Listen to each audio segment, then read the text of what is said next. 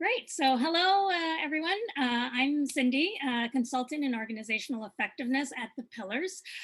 We specialize in helping organizations create human-centric workplaces.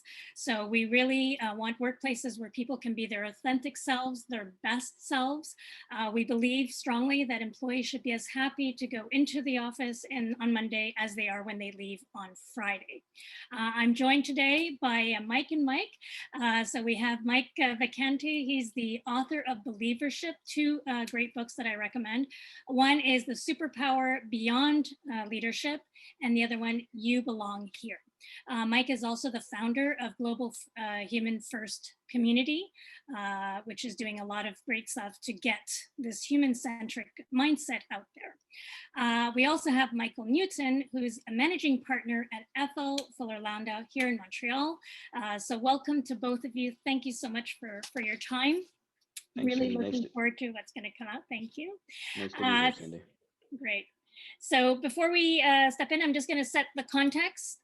So we started up these videos in lieu of a live event. So we have Tomorrow's Workplace Today as an annual event, which of course could not happen due to this little thing called a pandemic. So in lieu of that, we've come up with these TWT videos, and they're aimed to really inspire people to disrupt the status quo, shift mindsets, find the courage to move from fear to excitement. And we do this by sharing real life examples, stories, and experiences. So I'll send it out to my two buddies over here. We'll start with Michael. What launched you on your human-centric journey? Thanks, Cyndee, for the intro. And boy, this topic could go on in and of itself for a good 20 minutes. I have always been a team sports kind of guy, and most of the references in the office, you will hear me make reference to some kind of sporting environment. I make the similarity from the boardroom to the locker room at the end of the day in terms of a lot of, and I know these days that that's not always a positive connotation, but let's go with the positivity of teamwork in a locker room environment. It started early. I played relatively high-level competitive sports for a large part of my life up until my daughter was born at 27. Firmly believe on the positions, support, leadership, a lot of those things that we gain from sports. And I will tell you that after all of these years, the only thing I really miss, because I can replace most of that in the boardroom, is the full-on contact of playing rugby and hockey, but that's a whole different conversation. The journey, I think, really began when I was really young. Trying to understand people, trying to understand, and part of it is who I am. Part of it was the environment, and I really think that it came to the forefront when I started to work at Fuller in 1989. Post a merger of two firms that happened in 1988, I spent the next 18 months literally on a floor that was still working out of boxes. We had very little permanence set up while they tried to find space for us in the rest of the building, somewhere to all be on the same floor. And unfortunately, I think that disjointedness from the beginning set the tone for the next 7 or 8 years, which was two different firms that never properly integrated physically, mentally, emotionally, psychologically, style-wise, culture-wise. It came to a point in 1994, where I started to see that this was going to be a major problem. The firm was kind of on the verge of not staying together, and kind of made myself the promise at that point that if I ever found myself in charge, that one of the things that I would do was work very hard at trying to keep this sense of cohesion, very much the team spirit that I'd learned all of those years playing sports. So that was really the first kick to the start. Excellent, thank you. I agree. We talk about sports. My kids are in sports, and I find what they learn, the analogies that we can make to life, everyday life, it's experiences that we can talk to them and read articles and read books, but that experience is hands-on learning. So and I agree, you are a team, right? It's either a group of individuals working together or a team, and there is a difference. So thanks for sharing that. So Mike, your turn. How did you start your journey? What were your first, how did you start your journey to being human-centric? So I had been an entrepreneur for, the first 20 plus years of my career. So it was always kind of self-dependent, and it was always kind of inventive. And it was less reliant on a structure and more reliant on contribution and being able to grow and think and create. And so it was after I had done some work in mergers and acquisitions that I realized people were really hurting, and the systems and structures that were in place, Cyndee, were very limiting to the human capacity that was available for people to do their best work. And again, there were, the experiences of 5 different sizable mergers and acquisitions, right? So there are hundreds of people coming together in chaos, fear and doubt. What's going to happen to my job? Who are these people I'm teamed with? What's going to happen to the company? Who's in charge? What about my job? All those things that, we meditate almost with the worry that comes up. And so navigating through that as the leader in those integrations, it required to pay attention to people. I had to know where they are to help them move through. However, what I was being told was to just jam the structure down everybody's throat and tell everybody to, do what they're told on time and do more of it. It didn't feel right to me, so I resisted it personally, and I shielded the people from that. And I watched people flourish and achieve at levels that they didn't think was possible. And always my teams overachieved. They beat the objective every time we went through that, where other teams around the companies that were merged floundered or failed and fell apart. So I learned a lot through that, and it was just experiential. One of the chapters in my book, Believership, is what happened to all these people. And it is stepping into that corporate world where the reliance on the command and control and the structures was greater than the empowerment and the creativity and ingenuity of the people. And that was always very backwards for me. When I got out 5 years ago, wrote the book, started doing some consulting, I had a high achieving team program that I took out around the country to companies and was working with teams, and recognized that most of these teams aren't not only high achieving, they're not even highly functioning. And people were really hurting in the workplace. And as we looked into learning and service and empathy and all the things that underpin good collaboration, they were kind of absent. They weren't focused on. That pushed me into this mission of let's open it up, let's invite people in, and certainly has led to the alignment in the beliefs and the journey of the pillars, which I feel, very connected to your journey and your mission. Well, awesome. And you see, you guys come from 2 diverse backgrounds, and yet somewhere along the way you sensed, it was in your inner core that you sensed something is off, something is not right. And like you say, people are hurting, and they are, and we see it. Unfortunately, in my line of work too, it's something that I see. Just even in our conversations with our friends over the weekend, where they're, oh, I have to go to work tomorrow. Oh, I can't believe I still have this to do.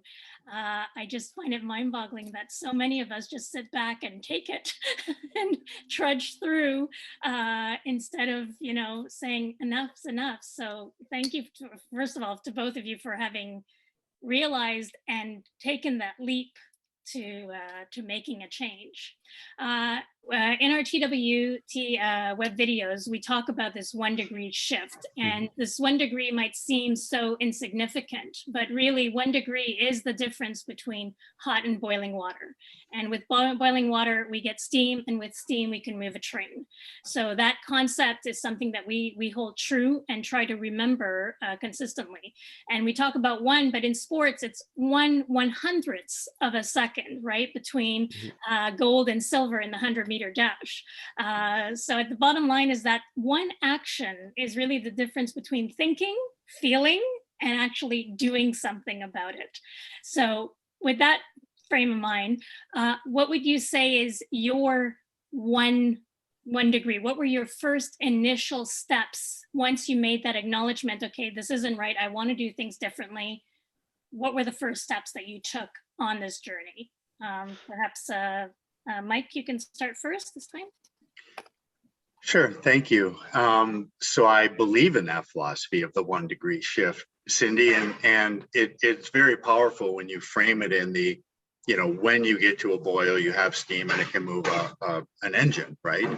And I think that's so true, and we miss that. There's some research out there, and I can't recollect the actual number, but the capacity of degrees of change maxes out at like 3%. Right. So the 1 degree shift is very critical. Mm-hmm. And I've always believed that it is the ability to take the next step forward. And I think that's often missed, right? That's where the fear holds us back. That's where command loses its oomph, mm-hmm. or its power, because when we use fear as a stick, people are going to be reluctant to take that step forward. When they feel that it's safe to fail, they will take that step forward.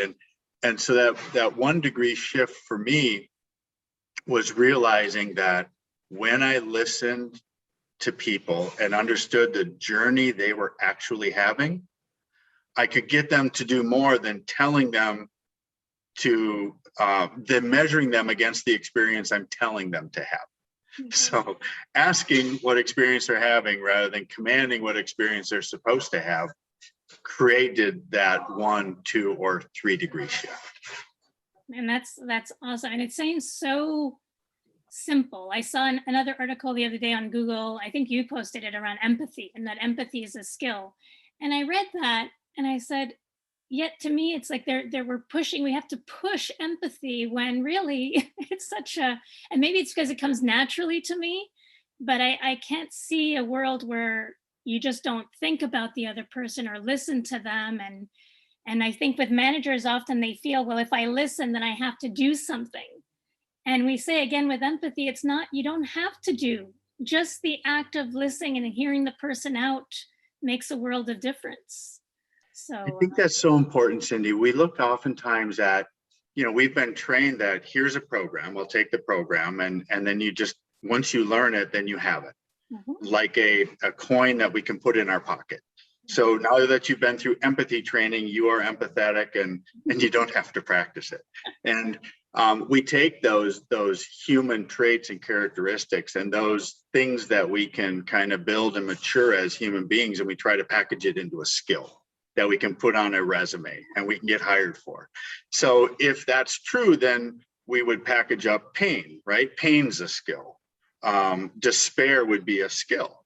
So all these emotions that we bring to the world, we try to box them in and make them skills and, check that box. And I think that's where we miss the essence of what's possible for us.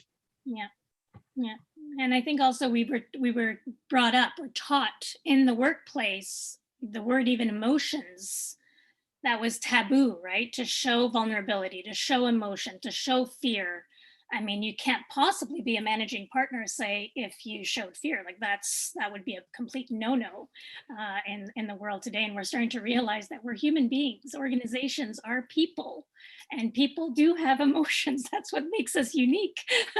So not to shy away from it, but use it to our advantage. So Michael, your turn. What started your journey? What were your first steps? Well, I have a hard time of anything at 1 degree. Everything I have is extreme to extreme in the way I deal with things. But I think the biggest revelations, and probably long before I learned what emotional intelligence was my ability to do a little bit of introspection and some self-awareness. And I think that if we're going to go on any journey to help everybody else, we can't go there until we understand what our implications are and what role we play in that environment. And the advent of or the implications of the usage of emotional intelligence are huge, in the sense is it now gives us names of things that to help people understand, whether that's self-awareness, And I try to explain to people, what is it when you walk into a room? What do you bring? Do you bring fear? Do you bring openness? Do you bring, and none of that gets done until such time as we do it for ourselves and we go through that exercise for ourselves. And I've battled anxiety and depression for a large part of my life. Hit it till I was probably in my mid 30s. A very large part of my 1 degree, and that's why I say I'm not sure this is a 1 degreer for me, was there were two career times that I first started at Fuller for 5 years, and one of the partners used to joke that I never said 2 words. Now you can't shut me up. I am a natural and total introvert, despite what you will see when I am on. I have learned to play, what is my desire to succeed outweighed my fears. And Mike, you mentioned that discussion of fear, and if you could package those, I think we can. I actually think that we can take some of those emotions, package them, and move them in a right direction. And for somebody who spent a large part of his life battling anxiety, the ability to channel those feelings has actually driven me forward in many cases. And I will admit that, in my mid 30s, I did pretty much hit rock bottom around the time I was taking over as managing partner. And, the whole exercise of trying to understand who I am and what that means to myself before everybody else, and then starting to think about legacy. And most of us think legacy in the terms of financial legacy, right? One of the biggest things, and I do quite a bit of speaking on leadership itself, is what legacy as a leader do you want to leave behind? What do you want to be known as? What is that implication? What do you want people to feel? Do you want people to know that you were human? Do you want people to know that you were stoic? Do you want people to know that you didn't care about humans? What is it that, and I think once you do that introspection, I think that all that comes into play. And you can't do that for an organization until you've done it yourself. The hardest part of a profession like ours, which is an archaic profession when it comes to emotional intelligence, my greatest, the greatest oxymoron, if you will, is when you sit and you have a conversation, and I send out information on self-awareness and emotional intelligence training. The person who needs it the most is obviously the person that will always respond, "I don't need any of this." And that awareness that they are incapable of seeing is part of the reason that they can't achieve what they want to achieve from the human aspect. And I think that what has set me off, most of the things that set me off on that 1 degree or the start of that journey were really internal issues for me, battling my own demons, dealing with anxiety. I am also a very large proponent now of breaking the stigma within our organization, within the community where I can. We invite speakers to come in to talk about anxiety. During COVID, we actually set up group therapy sessions for the team. And I'm the first one to admit that, I battled it, I've channeled it. I'm still on medication. I've been on medication for the better part of 20 years now. It has allowed me to do what I do. Not that funny enough, the 5th psychologist that I went to, because the first 4 didn't seem to be doing it. It's never good when you're outsmarting your psychologist. And when he said to me, he looked at me square in the eye and said, "You either try the meds or change what you're doing." And my first reaction was, give me the prescription, because what I'm doing is who I am and has nothing to do with the job. I've always said I could be the most anxious, worried, garbage collector, as well as managing partner. And I think the fear aspect, we need to put on a brave face. We need to make sure that the organization is comfortable knowing that we've got it under control. And there's a fine line between that and showing that we're human at the end of the day, and that we do have a heart and how we deal with things. And, one of the things when COVID hit back in March, the first decision we made as a partnership was for 6 months until after Labor Day, we would let nobody go, regardless of what that would cost us. We did it back in 2008-9 with the financial crisis. It cost us a good chunk of change. But that safety and security, and Mike, you were talking about psychological safety. There's psychological and there's physical safety at the end of the day. And for people to understand that their families are safe is a very large part of trying to create a culture. At the end of the day, will I be disappointed because it will not increase loyalty at the end of the day? Probably not. But I'm not, you don't do it for that reason. You do it because you think it's right. And that's maybe the difference between being 53 years old and being 33 years old, where you now I do it because I think it's right. Well, you know what I love about that, Michael, is as you were describing that journey and the decisions you made, and then how you showed up to lead others, is just such a great description of leadership, right? Leaders must go first, and you just encapsulated that so beautifully. Mike, it's interesting. I am a down in the trenches, roll up your sleeves, lead them to war kind of mentality, and that unfortunately may be my demise at the end of the day. But I do not believe, as we've done through COVID, we've had our core group of admin people, we actually called them the stars, and there was actually an acronym, and at the moment I can't remember for the life of me what it stood for, but they have been in since day one of COVID and have been in every day since day one of COVID. And my job was to protect them. My job was to keep the rest of the machine going so 100 people could work from home while 8 people were supporting the organization. And then once May, when I was, I guess, kind of allowed to go back based on whatever the government protocols were, I've been in the office regularly since then, because I have a very difficult time asking people to be at risk if I'm not going to be at risk with them. And I think that is a psychological discovery of who we are. And I've always said that if I ever had to lead a troop, I would always be front and center and not behind.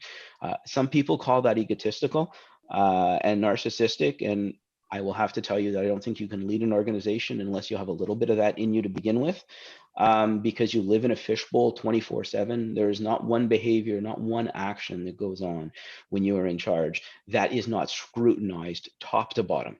Okay, and you have to learn, and you have to be able to have a thick skin, but you also have to be a little narcissistic in that exercise, because otherwise you can't stand up and do what you do.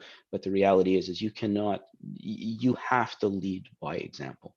And this is a bit of a battle we're having intergenerational right now. And it is a culture that is clashing in terms of leadership styles, which I think is going to perpetuate. And I think we've had a lot of accelerators through COVID. The next generation, the Gen Zs that are coming up, are going to give the Gen Ys or the millennials a run for their money. And I have to say, for the first time in a generation, I get to sit back and watch as they clash, and it's not all directed at me. So. Awesome. No, I liked what you said about self-awareness, because I believe it starts with that. If we are not self-aware, even of our fears or our thought processes or anything, there's no way that we can take a 1 degree. We don't even know where that's going, or if that's coming from ourselves versus being pushed. So I know for me, the self-awareness, I was always brought up, okay, career, you got to be, go for it, Cyndee, you can do it, et cetera, et cetera. And I was so focused on that when I got out of university, right? I was gun shy that I'm going to be, the next VP. And then I read a book, The 7 Habits of Highly Effective People. And at the very beginning, he tells you to stop and write your eulogy. So what would you like people to say about you? And so I did it. I said, okay, I'll give this a shot, right? I wrote it out and realized when I read myself back that nowhere had I talked about my education or my job, my career, nowhere. And that was such a aha moment to say, wow, that means what you really care about are connections, family. I talked about colleagues as in my relationships that I had with them, but not about my career path.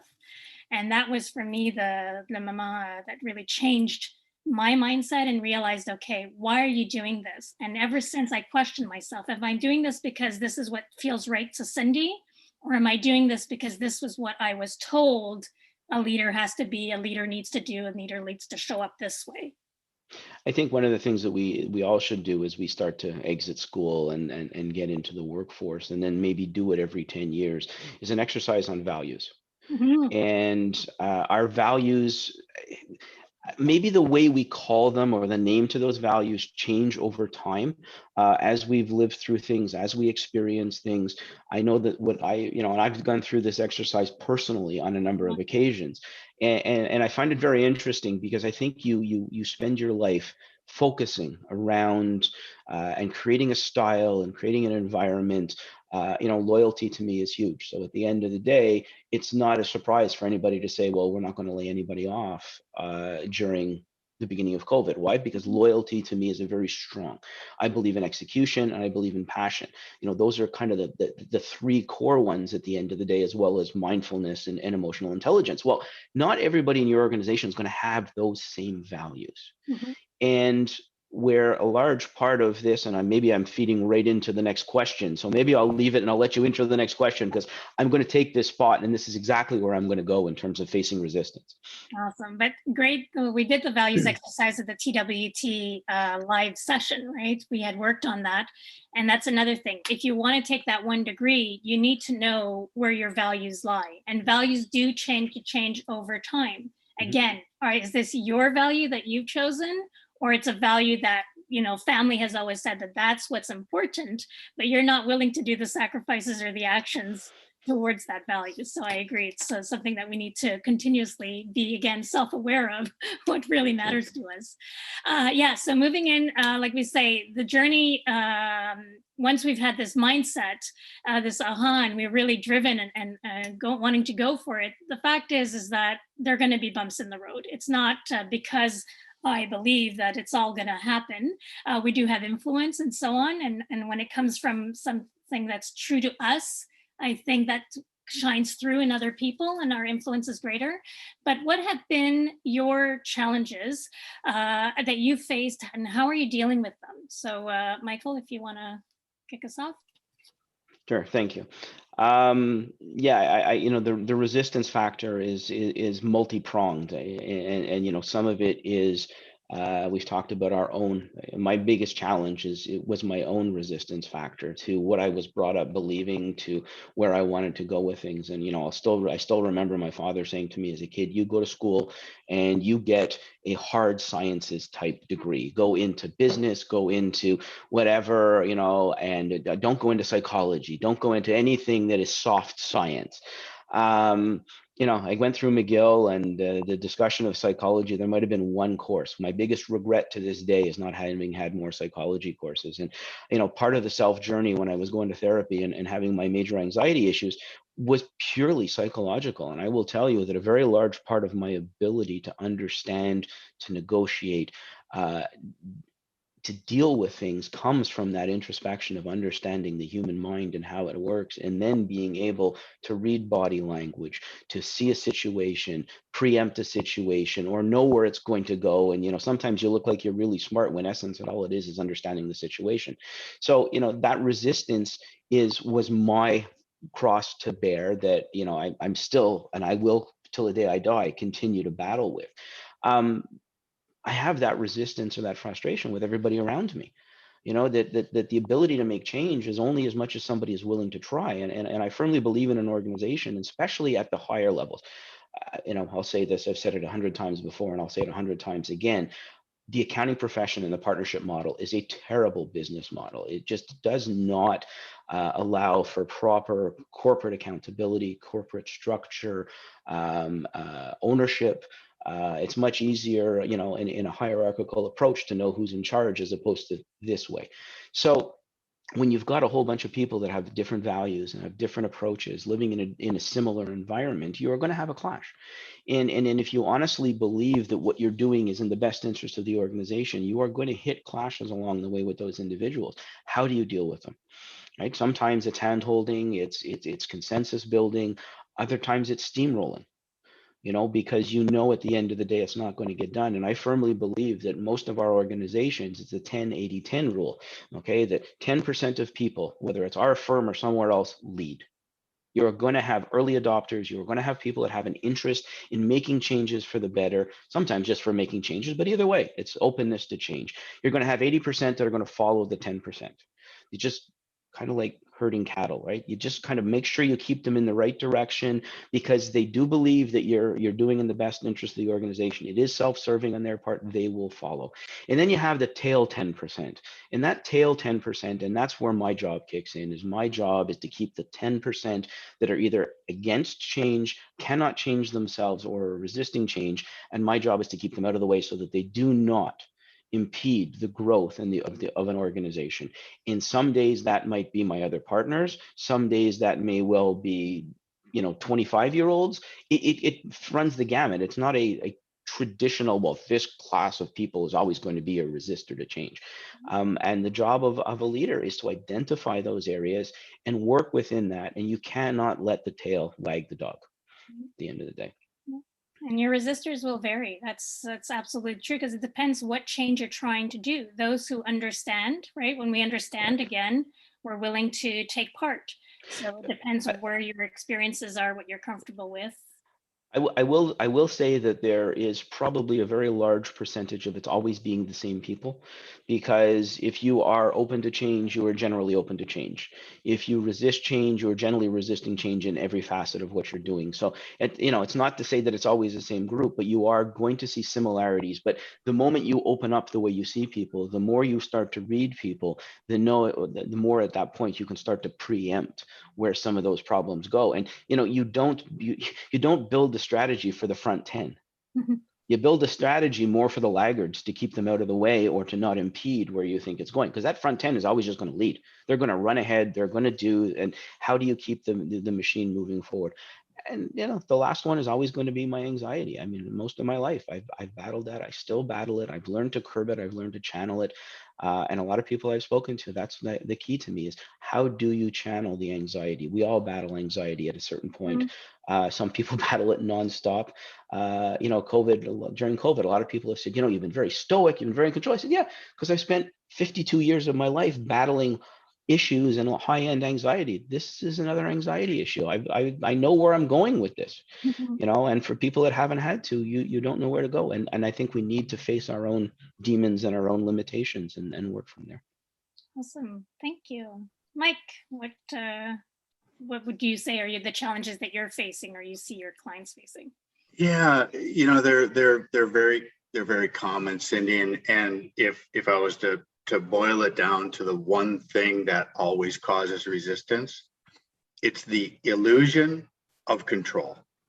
And I think that is where leaders, senior leaders, very experienced, very accomplished, very intelligent people get lost in the concept of change because they have the illusion of control. I already know better. If we just push through in my way, we'll be fine. And the reality is that change is we're biologically programmed for change. It's the most natural thing, right? It happens every day. Sun rises, sun goes down, weather changes, season change, people come in and out of our lives, relationships change, all of that happens. But we get into a business sense and we're going to shield ourselves from all that. We're going to control any of those external elements. And I think what we do is we close people down. So the greatest resistance of change oftentimes is from the senior leadership inside companies. And it's based in fear and insecurity about losing control, which is an illusion unto itself. And the way that comes through is leaders will try, especially senior leaders of major firms, will try to position themselves as visionaries, that I know the path and follow me, and I'm going to take you into, the good results, the promises that we're making. And in reality, people have to select that on their own. And so once that vulnerability sets in, that there is no control, that there is only capacity building, that people need to align their values to the corporate values. They need to feel empowered to come with their uniqueness and succeed in their way, rather than form themselves to a state pattern.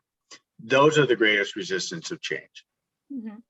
Yeah. Consistently, yes. There was a great article, Mike, and I'll try and find it maybe and send it on to you, Cyndee, in the Harvard Business Review a few weeks ago on senior leaders living in a bubble. Mm-hmm. And this inability for them to stay connected to the team or to everybody around them, again, thinking they know better, and the context was anywhere from, sometimes senior leaders find out too late Why? Because they haven't been in touch. They haven't been paying attention to what's going on. And you're right. I mean, as much as the senior leaders have the ability and the strength to lead forward, if they isolate themselves and live in either in a bubble or in a glass tower somewhere, what you end up doing is you end up creating this very strong and false sense of control and direction. And the moment you stop listening to your team, it goes back to psychological safety, like you discussed before. The moment they are comfortable telling you, you know what's going on. If you create an environment where I am not going to tell you, and how many times have you heard, well, I don't want to tell the boss because he's not going to be too happy about this. So we'll sit on it because it'll go away, and we all know it doesn't go away. Mm-hmm. Yeah, the one statement that I love to impress to try to change that mindset, that 1 degree shift, is if we're not creating change, it is definitely going to happen to us. Mm-hmm. And so in that, we have a choice of how we approach making that 1 degree shift. Yeah. And like we know, I have a very similar. It's if you're not taking a step forward, you're actually not staying in place. You're taking a step backwards. Yes. Same. Yeah. Yeah, I love those. Exactly. And we don't, people, like you say, we're programmed for change, right? And when we were younger, we were so eager for it, right? The baby wants to crawl. And then as soon as he's crawling, he wants to be up and touching things and then running. And then when we become adults, that's all of a sudden, it's like, oh, no, please keep me in my comfort zone. So, but it's in us regardless, it's in us. And would you say this pandemic has, because I know we say that the pandemic has put a light on issues, but also has made issues bigger because of, what we're facing, like that sense, that illusion of control. So whatever control people thought they had even in their lifestyle or their world has been, the rug's been pulled from under us, right? Would you say that is something that, how would you say has that shifted in what you're seeing in your respective worlds? Yeah, I believe that any major disruption like that, and something that I've never experienced before, and others have not experienced, is certainly a major disruption. Everything changes. The dynamics around family and work and communities and our liberties and everything changes. So in that state, I think that the awareness expands.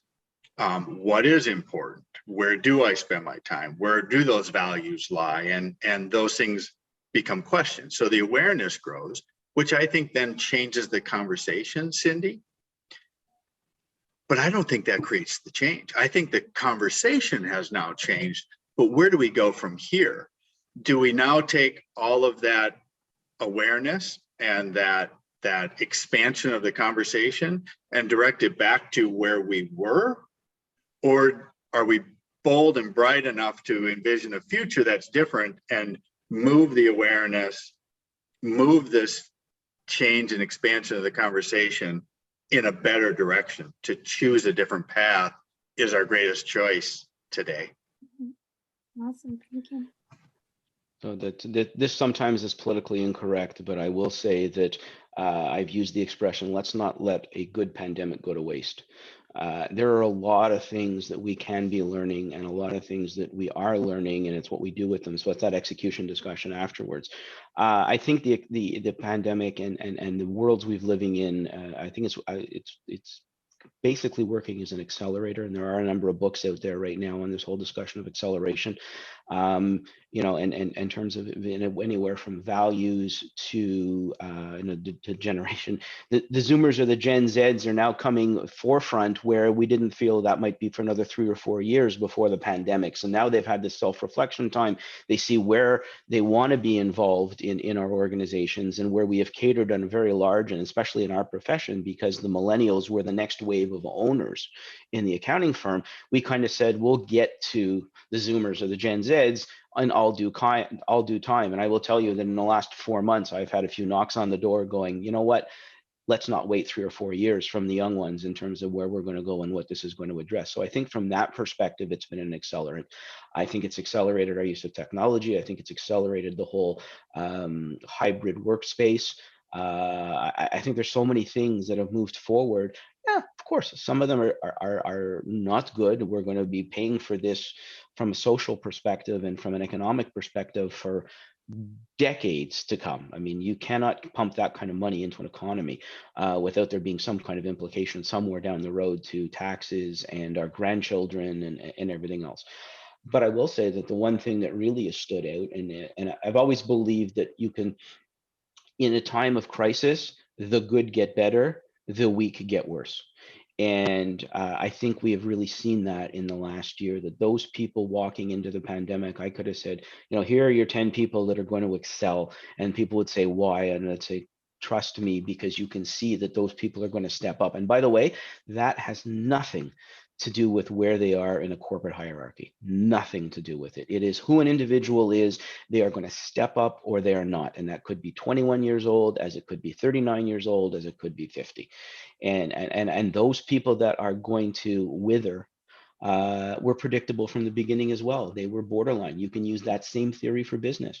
Those businesses that were well run and were strong and were diverse and were open-minded will come out of this much stronger than everybody else. And those that were on borrowed time from an economic standpoint are only on borrowed time until the government money runs out.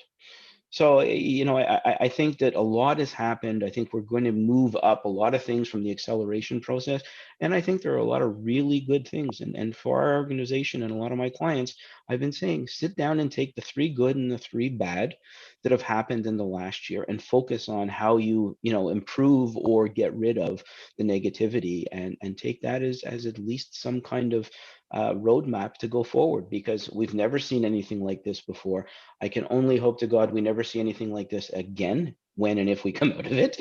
But the reality is there's always something positive to be achieved out of all of this. Oh, I think that's a great place to wrap it up. And I think what I'm hearing from both of you is that, yes, a lot has been learned through the journey with and without the pandemic, but a lot has been learned, and that it's time to take those conversations and move them into action. Because it's all great to talk about it, but really at the end of the day, we want to act. So I know that I've been inspired by the conversation. I hope you guys have been as well, and whoever's listening is as well, to find your 1 degree, find that 1 step, and just move things along to make those change worthwhile, and building our tomorrow's workplace today. So thanks so much, Mike and Mike. Thank you, Cyndee. Thanks, Mike. It's great to see that this type of thing is going on to try and improve the environment for everybody. And Mike, it's certainly a pleasure to listen to the kind of the big scale and the big picture approach that you're dealing with. And we need a lot more people like you trying to move the needle, because I think at the end of the day, that needs to be the objective over the next few years. I really appreciate that, Michael. And as I'm with each of you today, I realize that it is all of us together, and there's more of that, and people are coming together in community, and that's where the Humans First has helped with that from a global sense. There's thousands of people that are believing these things and having the experiences that we're having. And Cyndee, I just want to say, for you and Caroline and team, I commend the work that you're doing to push this forward, to bring people together. The openness and expanding ideas and bringing different voices in is true leadership at this time where it's so greatly needed. So kudos to you and team, thank you for allowing me to be a part of it. Oh, well, thank you for joining us. Honestly, both of you, it was a real pleasure. Thank you. So I wish you guys a great day from wherever you are. All the best. Thank you so much.